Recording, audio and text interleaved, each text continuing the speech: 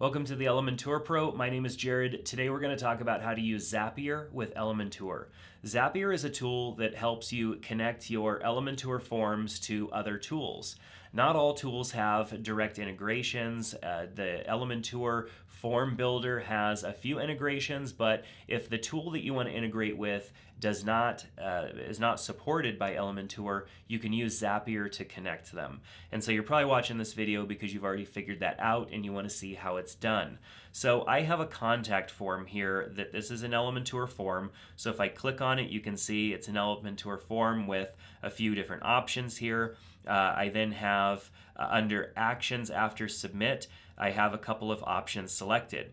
Now what I need to do in order to use Zapier is I need to click and add the webhook option. Now you'll see the webhook option is added here, and that webhook option needs a URL. Now is when I go over to Zapier and I create a new Zap. So I'm going to click Create Zap and open an editor. I'm going to title this one Contact Form Subscriber, because I want that contact form, if somebody checks the box to say, yes, send me your newsletter, I want Zapier to connect to my email marketing tool and say, hey, we have a new subscriber. Here's their name, here's their email address. Go ahead and send them a confirmation email. So I need to create a webhook option, which you'll see is a premium feature, which does mean that you have to be a paid customer of Zapier. I've got links to Zapier and all that stuff down below for you, so definitely check out the resources below. Now under webhook, I need to create a new event type, and I'm going to choose catch hook. So essentially what this means is that when somebody fills out the form, if that option is selected and somebody fills out that form, it's going to send that information via this webhook to Zapier, and then Zapier will connect it to something else. So now that I've chosen catch hook, I'll hit continue. Here is my custom webhook URL. I will copy that, take it over, and I will paste it right here. And that is all that I need to do. So now that I will update this page so that the page is updated, I'll go back over to Zapier and I will hit continue. So the way that this works is that there has to have been an entry in your form. So if it's a brand new form with no entries, don't go to the next step yet. You will need to actually go to your form and use your form once. You can use your own information here. So I'm going to click on preview changes just to open this page in a new tab. I'm going to put in my first name. I'm going to put in my email address. I'm going to put in a message, and then I'm going to check the box to get the Elementor Pro newsletter and hit send, and then it's now sent my email and I got the success message. Now I can go back over to Zapier and hit test trigger. And when I do that, you can see here's the information that came through that it collected, and I'll hit continue.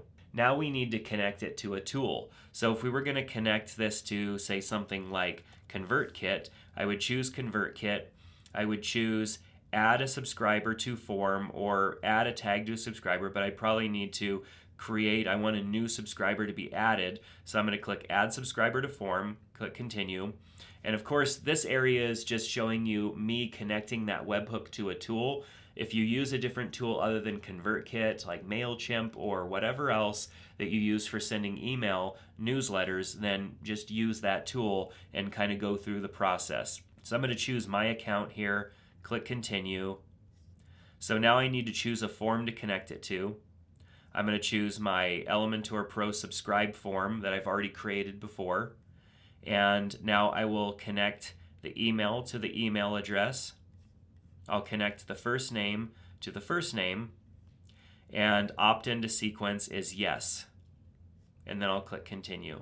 Now I can test and continue. So testing is going to actually run this Zap. It's going to take that information that it brought in, which is the information it's showing me right here, and it's going to send that over to ConvertKit and actually test this to make sure that it works. You definitely want to test this out to make sure everything works before you turn on that Zap and make it functional. So this means that now the process that somebody is going to go through, which they don't even really have to do anything different. They just have to fill out this form, click send, and on the back end, because we configured the webhook with Zapier, it's going to send that information over to Zapier. Zapier is going to connect that information to our email marketing tool, and then they're in our email marketing tool, and however you have your email marketing set up from there, it would trigger an email to them, a confirmation email, whatever it was that you have configured, it would initiate that process. So that is how you use Zapier with Elementor. Of course, there are tons of other tools that you can use with Zapier, not just for sending email. Somebody could fill out a form, and that form data could go to a spreadsheet. That form data could go to pretty much any tool that integrates with Zapier. So I highly recommend just going to Zapier.com and looking at all of the different tools that Zapier has available that you can connect with. So many different workflows that you can create using Zapier. This being just one example, using a contact form and using an email marketing tool. So lots of things that you can do with Elementor and Zapier. I hope that this video helped you understand how the setup of the webhook works and how that works with tying in the data that your form is sending to Zapier to a tool that you're then going to use with that data. So that's going to do it for this video. Click on the subscribe button here on our channel to be notified when we put out new videos. Give us a thumbs up if you enjoyed this video. I have an Elementor course that you might be interested in, so if you want to learn more about Elementor, check out that link down in the description below.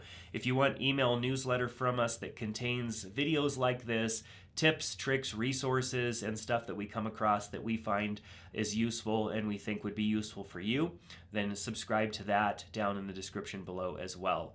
There's lots of great things that you can do with Elementor, and we're teaching you how to do those things 3 times a week here on YouTube, so make sure to click that subscribe button, and I hope to see you back in another video soon on the Elementor Pro. Take care.